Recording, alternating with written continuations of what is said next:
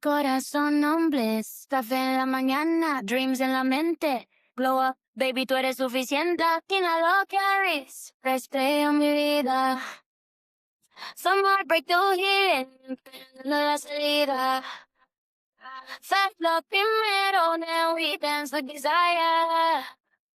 Amigas y risas, burning miedo en tu fire. Hi, hola mis amores, and welcome to season 2, episode 10 of Latina Love Diaries, the Peace Paradox. As you can see, this format is a little bit different because, well, you can fucking see me, which is not the usual way that I record, right? I've been, for the past 2 years, doing strictly audio, first with Leah and then on my own. And so this is a little bit outside of my comfort zone. Actually, this is a whole lot outside of my comfort zone. I still have some body dysmorphia based on, trauma, things in my past or whatever. So seeing myself in a video format is a little bit jarring, but it's something that I've decided to say fuck it to and just do it anyway. Outside of our comfort zone is really where we grow. It's where the magic happens. And as somebody that is really special to me recently reminded me, in life you really just have to keep going for your dreams. You have to become unstoppable. You have to be so delusional about believing in yourself that there is no stopping you. The universe can't stop you, and so it has no choice but to go along. And so that's kind of what I'm doing here. From now on, all of the episodes will be in video format. I will have guests on probably on every single episode or most of the episodes. And there's going to be a lot of the stuff that I said was happening. Well, now it's here and now it's happening. So we're going to start seeing that as well. But first, I wanted to introduce myself a little bit for the people that, might be new listeners because, the video format drew them in for whatever reason, or whoever hasn't really heard my story before. So I just wanted to give a little bit of background there. I have a notes because when I do my audio recording, I always have notes. And so I have notes. People, okay, I read from my notes. This is how I roll. This is how I do my jam. And you're gonna, get to see, I guess, the raw, unfiltered me. So, a little background on me. I am a Colombian. I was raised in New York City in Woodside, Queens, right along the 7 line. In fact, was raised in a one-bedroom apartment right by the train, really close to the train. So I grew up hearing the train pass by every couple of minutes. And that's actually one of the reasons why to this day I watch stuff with subtitles because I'm so used to reading stuff. With the train going all the time, you kind of just got used to it. And so there's something about me right there that you didn't know before. So I grew up in Queens. I, had a lot of fun as a kid. It was great. We'll talk more about that later. Right now, I'm just giving you a quick rundown. I was in a relationship from the time I was 15 to the time I was 30, something that spanned, a really long time and a lot of different stages of my life. As is want to happen with relationships that start when you're really young, they don't always last, right? Because we grow into different people. And so that relationship ended. Again, more on that at another time. And when I was 31, I had Gabe, my son. And after that, I decided to move to Texas because I just felt like I wanted him to grow up with a lot of grass to run around in. Again, I grew up in a one-bedroom apartment. The park was, a couple of blocks away, and there, it wasn't like there was a ton of grass everywhere. Actually, there was a ton of grass everywhere in the cemetery a couple of blocks away, but there wasn't like a large safe space where you could just continuously run around and things like that. So I wanted something different. So I moved to Texas with my ex-husband and, Gabe, and we lived in Texas for 12 years, actually. Out of those 12 years, we were I don't know, happy for like 8 of them. In the beginning, we got to Texas and things were really, really good. He was in therapy, he was on meds. It was I mean, it wasn't perfect. Things were still up and down, but it was a very nice life for me. I loved it. I loved being a mom. I loved cooking these elaborate meals. I loved, making a nice home. I'm a natural homemaker, which is something that I did not know about me. And that really surprised me in life. But I do. I love being a homemaker. I love making a beautiful home. I'm also a provider, so it's like I'm the man and the woman. So I don't know. Anyways, we're getting off target there. So Again, we were living in Texas in, I guess, around 2019. Before my daughter was born, is when things really kind of started to deteriorate in my marriage. Things escalated over the next few years and devolved into psychological and eventually physical abuse. The marriage, to kind of give you a quick recap, pretty much ended in 2021. That was the year that I planned a huge gift for our anniversary, and it was a really elaborate gift. Well, it kind of all blew up in my face. I've talked about it in previous episodes. It's something that still stays with me to this day. But that event resulted in a huge fight the next day. And during that fight, he yelled at me that he didn't love me anymore. And I remember I dropped to the ground because I felt like I'd been hit with a truck or something or a shot. I just had the wind knocked out of me. And I remember I dropped to the ground and thinking that is the truth. And that's why all of these things had happened since 2019. And that's why our marriage had deteriorated so badly. And that's why he had refused to get help or change, because he was no longer in love with me. And that was a hard pill for me to swallow. I remember I got really angry and I got up off the floor immediately. We were living in a huge house. I went upstairs and I took everything out of Jolene's room, paintings, clothes, everything, bedding, everything, and I put it in my room, in the master bedroom. We had his and her closets, and I went into his closet and I took everything out and I threw it in Jolene's room. And I said, we're done as of this moment. Our marriage is over. We're separated, and I'm going to file for divorce. And we did stay separated for a while. I didn't get divorced right away. I think I still had some kind of hope that maybe things would change or he would snap out of it or something. But, it didn't happen that way. Instead, because we were separated but living together, it really created more of a toxic environment. And things, they got even worse over the years, right? And then I moved out in 2022. We both, we were going to go our separate ways. The divorce had been filed, and we were going to just go our separate ways. He didn't have a place to go to, so I let him move in with me for a couple of months until he could get on his feet. And it was really bad. What was supposed to be me enjoying my peace in my new apartment really turned into him kind of trying to force his way to stay in my life. And his mental health got worse and worse, and my mental health got worse, and it wasn't a good situation for anyone. Finally, in the beginning of 2023, he moved out completely. I was finally living on my own, and it was nice, right? It was nice having that peaceful life, but at the same time, it didn't last long. For the next 2 years, I mean, he would come over, he would cause scenes, he would start fights. It was a lot of having to deal with his bipolar and his manic states. And I've talked about this in other episodes. I'm going to talk about it in future episodes, but there was a lot. There was a lot of mental health when it's gone unchecked like that. You're the other partner. A lot of times it does turn into abuse, and you can blame the disease or whatever, but it is what it is, and you still have to look out for yourself. And I was really glad that I had gotten into therapy and I had a therapist who helped me. And she kind of was the one who helped me through the divorce and through, really taking the steps to making sure that I was going to start over.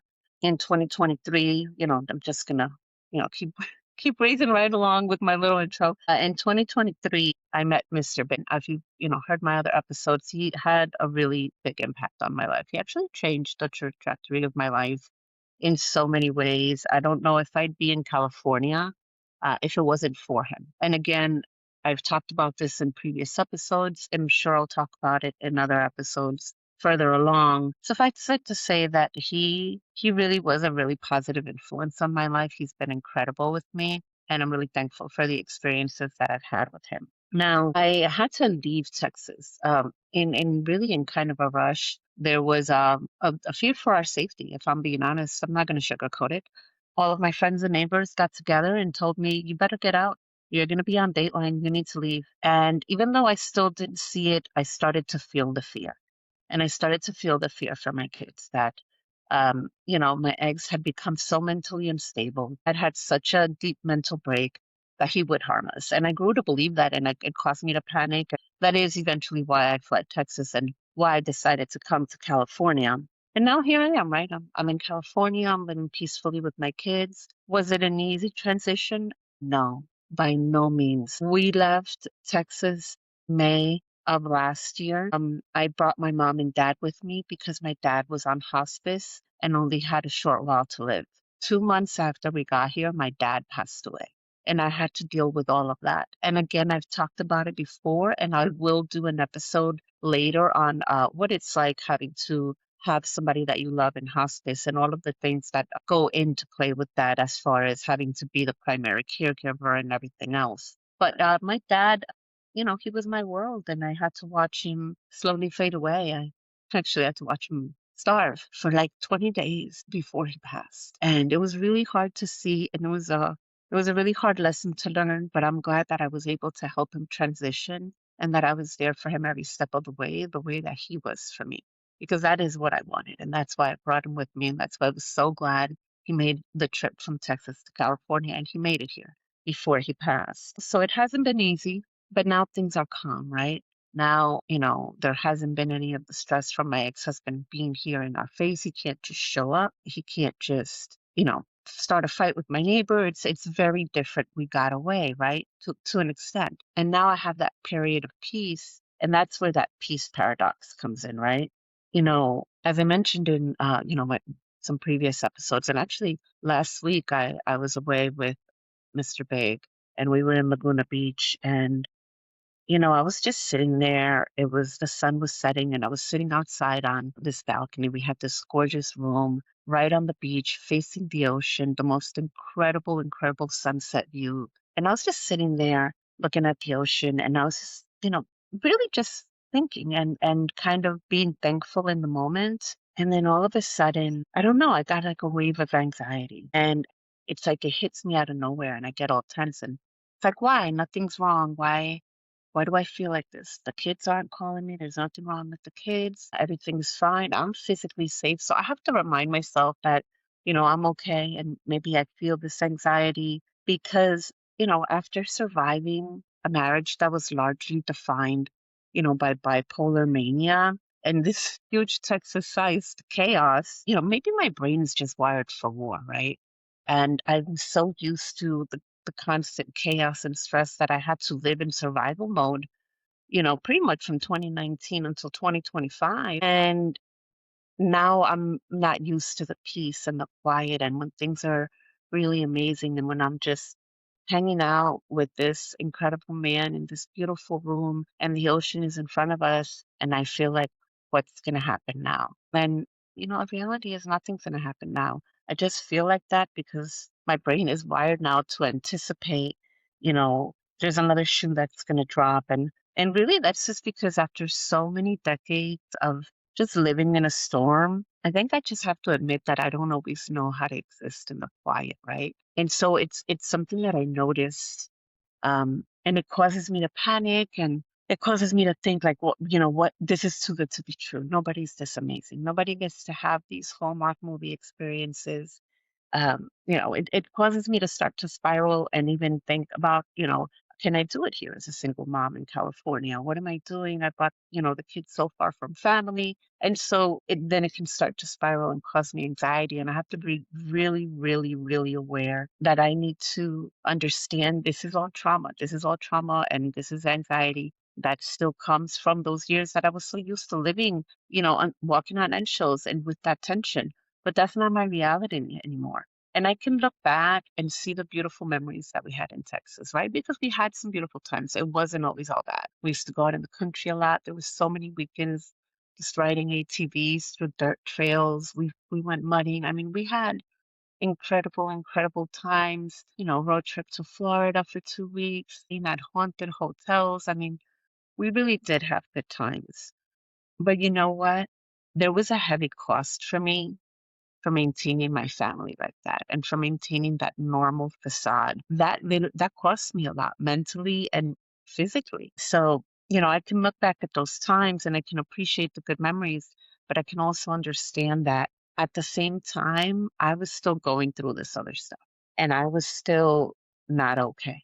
Even though I tried to make it seem like I wasn't. And that's why now in these moments of peace and these moments of quiet, I'm like, okay, what's going to happen? Because that's what it felt like then. But moving to California, it wasn't just a change of scenery. It wasn't just a fresh start. it was an eviction notice to myself for that, to that part of me that was used to living in survival mode. It was an eviction notice to her. You're not here anymore. You don't need to be here. You don't need to live with this anxiety. You can let it go. And so, it's hard. It's hard to adjust to the peace and the quiet, but I'm doing it. I think in the beginning, when I first got here and after my dad passed, it was harder because I felt too quiet. And I wasn't necessarily used to all of this quiet. I couldn't record in my own living room before that. There was too much noise going on.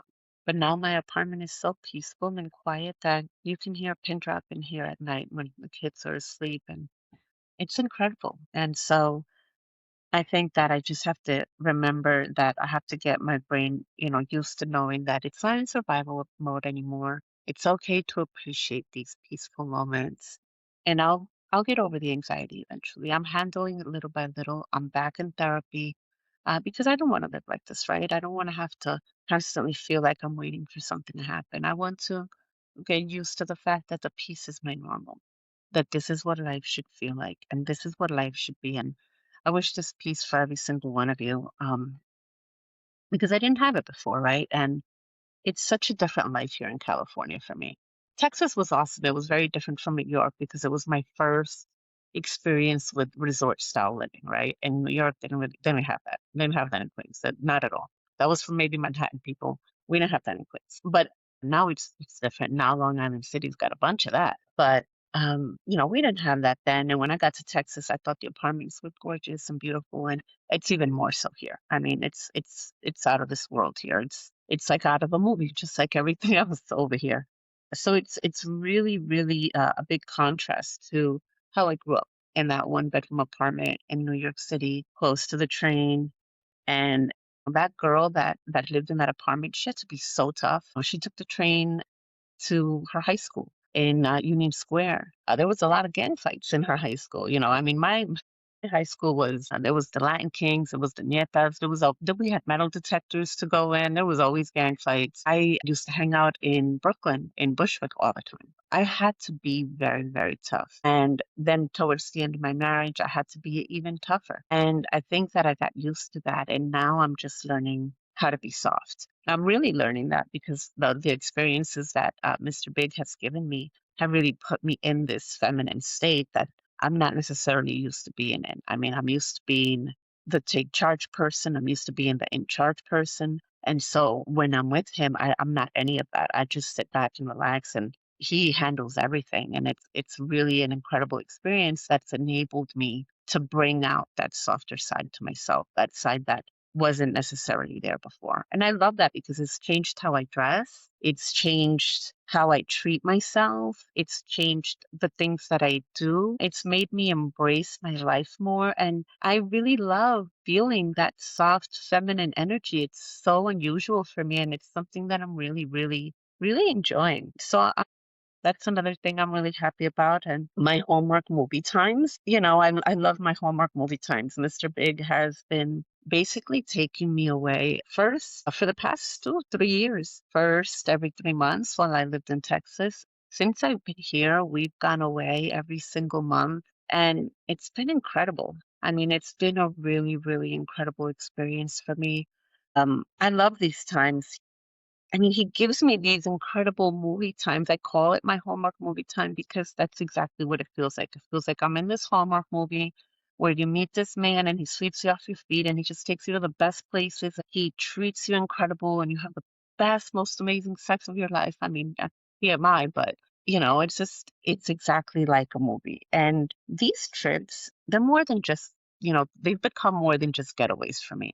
In the beginning, yeah, it was fun and I liked to come here and I liked to get away and it was a good time. But as it evolved and over the past 3 years, it's become something that really has helped to heal not just my broken heart, but my inner child. And so this man who didn't know me from Adam and who we met by such happenstance has had such an incredible, incredible influence on me. And it's something that got me to start doing the podcast. It's something that got me to start writing more. It's really something that's propelled me to understand that I can do anything, that I just have to really go for it and do whatever I want, and then it's done. And that's something that I really seen by watching him work and how he does things.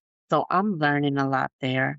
And again, I'm learning to enjoy the quiet moments. I go to the beach with the kids a lot on the weekends or in the evenings, and we just sit there and we just relax and we're in the water. We're, going to Baja Sharkies and having something to eat. We're having a really, really, really great time. Those moments, that peace, that quiet, I have to remind myself that it's okay if sometimes maybe I still feel a little broken. It's okay if sometimes I still cry. It's okay that I'm still in the process of healing. And it's okay, even okay that I'm not always comfortable within the peace and that I'm still looking around for that other shoe, because that is just a process that I'm going through. And it is just a phase of life that I find myself in right now, right? I don't know that it's always going to be this way. I don't know what changes are, how I'm going to feel in a year. I hope that I've gone further along in my healing. But the reality is, I just want to live right now. I want to enjoy whatever it is, the peace, whatever life here looks like. I'm so ready to enjoy that and to keep chasing my dreams and to keep doing what it is that I came here to do and what it is that I want to do. So if you're in that quiet space of your life right now, if you're in that quiet moment and it still feels loud and you feel uncomfortable in it, that's okay. Just know that you're adjusting. You know what? And it's okay. You're going to get through this. You're going to make it there. I highly recommend therapy.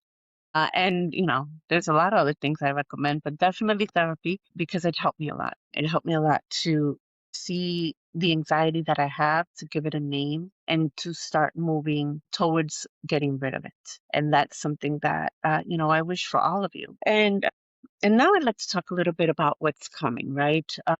The reason that I started this podcast originally, and I started it with Leah, was because we wanted to build a community of women that were helping other women, and we wanted to share our story. I think that we did share a lot of our story. We tried to start building a community, and then I moved from Texas to California, and that kind of disrupted things a little bit because we had just been getting momentum at the time, and then life happened, right?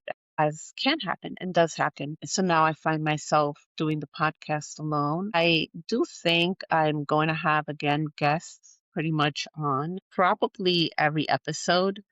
And I may look for a co host at some point. I don't know. That's something that I am still considering. But what I do know is that I plan to have a lot of different women from different walks of life who have all gone through some kind of a trauma or heartbreak or loss that then propelled them to open a business, to help other women, to embrace who they are and live their best lives. Because a lot of times it's after these losses, it's after the divorce, it's after the death of a partner, it's after, the breakup of the relationship, it's after the whatever it is that you really start to focus on yourself and you kind of get that renewed energy to do for you. So I'm gonna have, a lot more guests on. I'm working already with some businesses in the area on several different events, and I'm gonna post about those. And I'm trying to build a community of women here in California, where I'm at. I've already met a couple of really incredible women that are going to be guest hosts the next couple of episodes, and I'm trying to work with them to see how we can build this community where we're helping women that are starting over from scratch with nothing, right? And maybe don't have the necessary skills anymore to move forward on their own and they need some kind of assistance. When I left my marriage, even though I was the man, let's just face it. Joe was a great provider, but I was the boss. And when I left, it wasn't hard for me because I kept working, but had I been a homemaker that whole time who didn't work, it would have been a very different story because I would have had a huge gap in my employment, right? And I would have had to either have gone to school or explain that in some way, and it would have been a lot harder to get back into the workforce. So my goal is to kind of form this community where we're helping these women that are getting out of abusive relationships, getting out of bad marriages, starting over after the loss of their partner, or whatever the case may be. But these women that really need help starting the next phase of their lives and then bringing them together so that we can all shine. Because you know what? There's enough light for all of us, right? And I think if we can help each other out and if my story can help even one woman, I think that's incredible. I hope, I hope that it does. Um, it's not something that's easy for me to share. I am a very private person. So starting a podcast, telling my story, doing all of this stuff, it's not something that's in the norm for me. It's something I decided to do because I wanted to share my story. I wanted to get it out there little by little. I'll tell more of it. And, again, we're going to hear from other women and we're going to hear their stories. And let's shine a light on these women that are starting over, that your life doesn't have to be over because your marriage ended or your partner passed away or your relationship ended. Your life is your life and you can make it whatever you want. You can start over every single day until you get it right. It can look however you want it to look. And so I'm really excited to see what, the next couple of weeks look like as I start rolling out these video episodes and we start seeing who the guests are and everything like that. The episodes are usually going to be from 45 minutes to an hour long. This one is a little bit shorter because it's kind of me just rambling on and telling you guys a little bit of my backstory again for those of you that are just tuning in because you were drawn in by this video format. So again, I'm going to be sharing more of my life, how I'm starting over here, how I'm learning to go out alone, how hard it is to be alone after you're used to being in relationships for more than half your life, and what it feels like, and how to the process of starting over. And so I really hope that you guys tune in and see all the amazing things that are coming. And thank you so much for taking the time to listen as I share my story. I mean, that's really all that I wanted. So thank you guys. Adios, amores. Hasta la próxima.